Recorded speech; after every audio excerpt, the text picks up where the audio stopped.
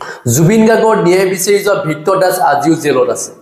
আপোনালোকে আচৰিত হ'ব কিন্তু তাৰ লগতে কেইজনমান জেলৰ পৰা ওলালে আপোনালোকে জানে যে অজয় ফুকন যেটো ওলাই আহিলে জেলৰ পৰা এটা ভিক্টৰ দাস জেলত আছে এতিয়া অজয় ফুকনৰ লগতে ভিক্টৰ দাসকো যেটো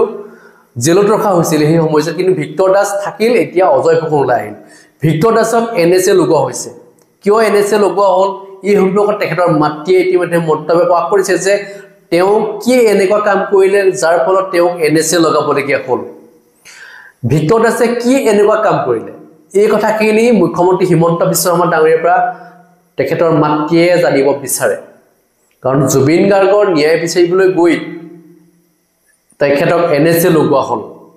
আৰু জুবিন গাৰ্গৰ ন্যায় কেৱল ভিক্টৰ দাসে বিচৰা নাছিল সকলোৱে যদি বিচাৰিছিল সকলোৱে আন্দোলন কৰিবলৈ ওলাই যোৱা নাই কিন্তু তেওঁলোকে মনে প্ৰাণে বিচাৰে যে জুবিন গাৰ্গে ন্যায় পাব লাগে আজি প্ৰত্যেকজন অসমীয়াই বিচাৰে যে জুবিন গাৰ্গে ন্যায় পাব লাগে কিন্তু যি সময়ত নেকি ভিক্টৰ দাসে আন্দোলন কৰিলে যে জুবিন গাৰ্গৰ ন্যায়ক লৈ আৰু সেই সময়ছোৱাত যথেষ্ট মানুহৰ গেদাই হৈছিল যাৰ ফলত ভিক্টৰ দাসক গ্ৰেপ্তাৰ কৰিবলগীয়া হ'ল আৰু তাৰ পিছতে ইটোৰ পিছত হিটো কেছ ৰুজু কৰি তেওঁক ইতিমধ্যে এনএসএ লগোৱা হৈছে এতিয়া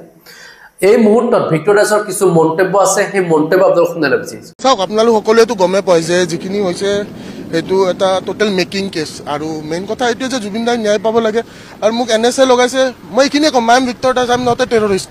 লগটো পালো কিন্তু কথাটো পাতিব দিয়া নাই দেখাটো পাইছে আপোনালোকে নিজে দেখা পাইছে কথা পাতিব নিদিয়ে এইটো কি কথা তাৰমানে এইটো কি কাৰণ থাকিব পাৰে আৰু এনএসএ কি ভিত্তিত লগাইছে সেইটোতো আপোনালোকৰ বিচাৰ বিভাগ আছে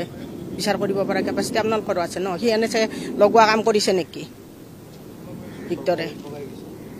সেইটো নিজৰ মৰ্জি সেনেকৈ ক'ব লাগিব